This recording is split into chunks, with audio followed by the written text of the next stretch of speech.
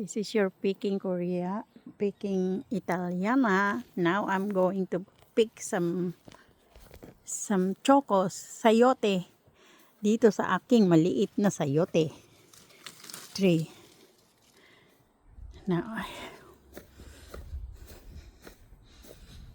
so dadali.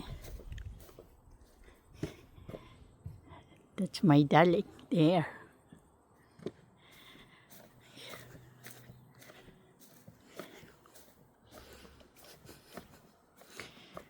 Tinola time!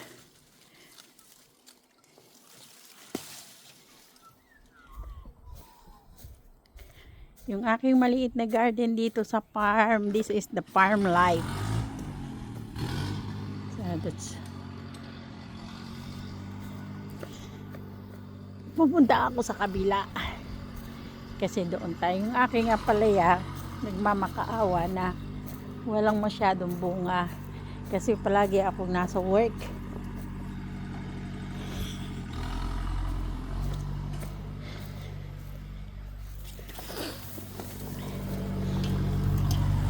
Ang aking honey bunny nasa kanyang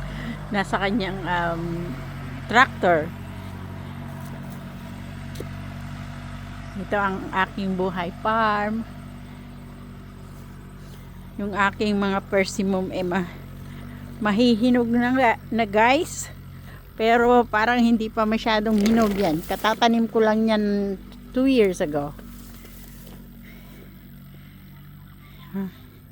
Dadalhin ko kayo sa aking mga baka, ay sa aking mga kabayo bago ako mamitas ng sayote.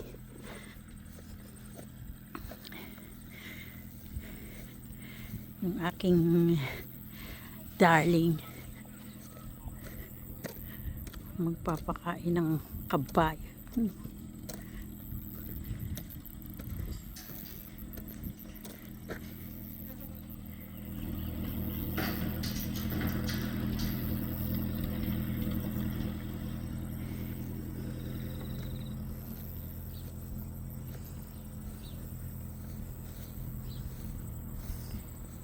Dito po ang aking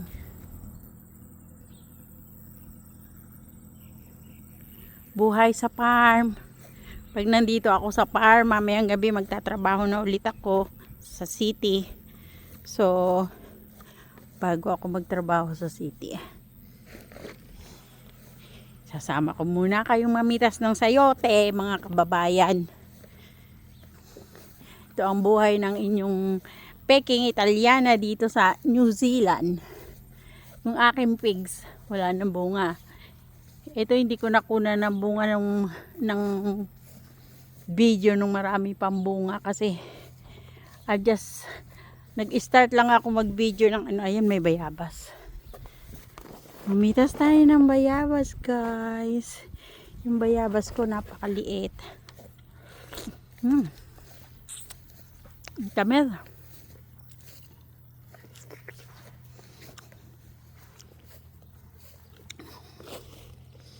Guys, mamitas tayo ng sayote. Ayan. May pantinola na ako. Masarap po itong sayote sa tinola, mga kababayan. Ang papaya masarap din. Pero dito sa New Zealand kasi hindi naman nabubuhay ang papaya dito. Kasi pag winter natutunaw siya. Ay, tama lang pang tinola. Buti na lang yung isang Pilipino na pinatira ko dito sa bahay dati bago siya umuwi ng Pilipinas. Ginawa niya yung balag ng aking sayote. So, thank you, Bert. Kung nasaan ka man ngayon. Marami ng bunga ang sayote. Ay, mahirap po kasi ditong pumunta dahil baba, taas, baba, taas.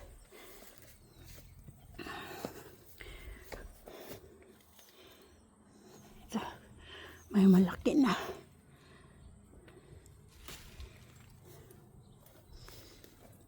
Just enough pantinola. yung aking saging na tinatry yung mga kasama niyang itinanim na sabay-sabay sila. Ilang beses nang namunga.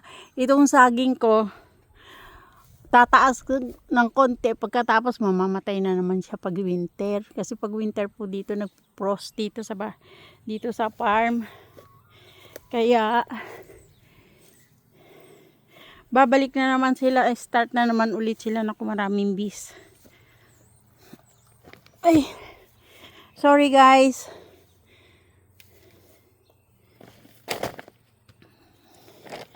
Ayun, nakakuha ko ng konting sayote na dadalhin ko sa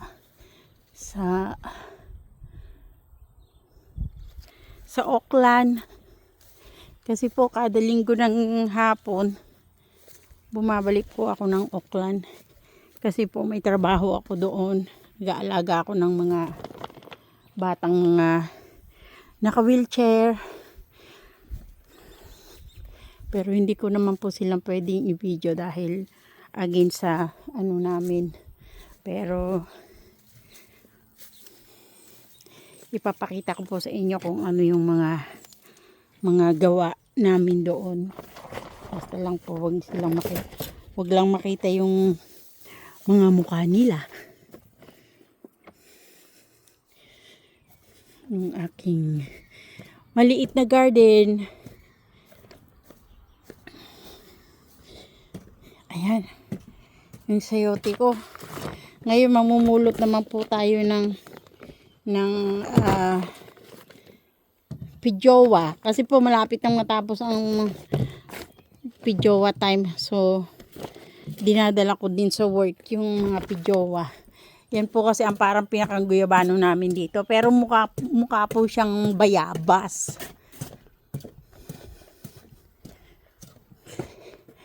Yung aking service. Kahit saan ako pumunta. At yung aking magulong garahe, nandun yung isa naming sasakyan. Samahan niyo po akong mamulot ng pijowa, mga kababayan kong Ilocano at Ilocana dyan. Pakisubscribe niyo naman po ang inyong Peking Italiana para po continuous akong makapagawa ng video para sa inyo dito sa New Zealand.